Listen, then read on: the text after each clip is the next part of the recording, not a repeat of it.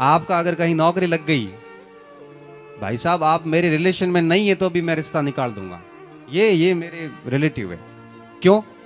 रिश्ता आपसे नहीं निकला है, रिश्ता उस पोस्ट से निकला है। इसलिए कहते हैं कि काम अच्छा करो। एक अच्छा इंसान बनना सबसे ज्यादा जरूरी है। मैंने एक बहुत पहले एक लेख लिखा था, उसमें एक पंक्ति लिखी थी जो बहुत लोगों को पसंद आई थी कि पद जो होता है वो व्यक्ति को प्रतिष्ठित नहीं करता है, व्यक्ति पद को प्रतिष्ठित करता है। उस पद पे कैसा व्यक्ति बैठा है इस बात पे निर्भर करेगा कि वो पद कैसा है।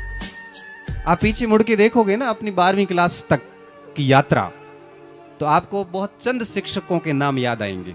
अभी तो सारे आ जाएंगे, लेकिन 10 साल बाद आप पीछे मुड़ के देखोगे तो वो मास्टर याद आएगा, वो आईएएस याद आएगा, वो अधिकारी याद आएगा जिसने आपको प्रभावित किया है। जबकि उस पोस्ट पे हजारों लोग आके गए हैं, लेकिन आपको चंद लोग याद क्यों है? क्योंकि वो व्यक्ति अच्छे थे। इसलिए नौकरी लगना करना ये सारी सेकेंडरी चीजें हैं। सबसे पहली चीज होती है कि हम अच्छा इंसान होना जरूरी। क्योंकि भारत भर के आंकड़े देखें ना तो 1-2% नौकरी लगते हैं, 98% भूख नहीं मर रहा। देश की अर्थव्यवस्था 98% ही चला रहे हैं। देश की पूरी इकोनॉमी 98% लोग वो चला रहे हैं जो सरकारी सेवा में नहीं है।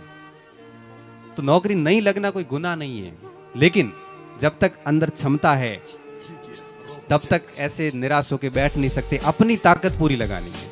फिर भी अगर नहीं होता है ना तो उसमें भी ये कोई बात नहीं है कि नौकरी नहीं लगी तो मैं असफल हो गया। ये वो मेरी नजर में एक व्यक्ति है जिसका कहीं पर भी नहीं हुआ और आज की तारीख में 200 लोगों को रोजगार दे रहा है, वो भी कॉलेज खोल के। 16,000 स्टूडेंट है वहां पे। बीएड कॉलेज भी है, एसटीसी भी है, बीएससी भी है, बीकॉम भी है, बीए भी है।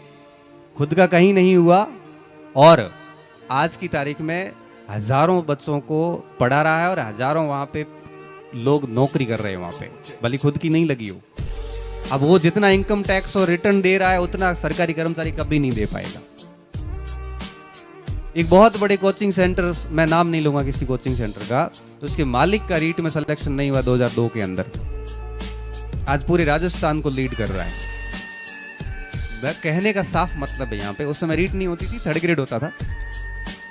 तो ये एक आधी सफलता आपका भविष्य तय नहीं कर सकती। तो अपनी कमजोरियों को पहचानिए, अपनी खूबियों को पहचानिए और उसके बाद में बस स्टार्टिंग के 2-3 साल तक तो बिना किसी लक्ष्य के बस तैयारी करते जाइए। और 2-3 साल जब तैयारी करोगे तो आपको अंदर से लग जाएगा कि अब मैं किसके लायक हूँ। फिर किसी को पूछने की जरूरत नहीं पड़ती है। देखो स्टूडेंट 2 टाइप के होते हैं। एक होते हैं जिनके दिमाग में बहुत सारे सवाल आते हैं और एक वो होते हैं जो सिर्फ पढ़ते हैं। तो जो पढ़ता है उसके दिमाग में सवाल आता ही नहीं, वो पढ़ता ही रहेगा और उसको पता चल जाता है, उसके सवालों के उत्तर किताब में मिल जाते हैं उसको। और एक ऐसे होते हैं जो पूछते हैं। जितने ज्यादा पूछ रहे हो इसका मतलब आप किताबों में अध्ययन नहीं कर रहे हो, क्योंकि आपके जितने भी प्रश्न हैं उन सब के उत्तर किताबों में है। तो ज्यादा प्रश्न पूछने का सीधा मतलब ये होता है कि हम होमवर्क कर नहीं रहे हैं।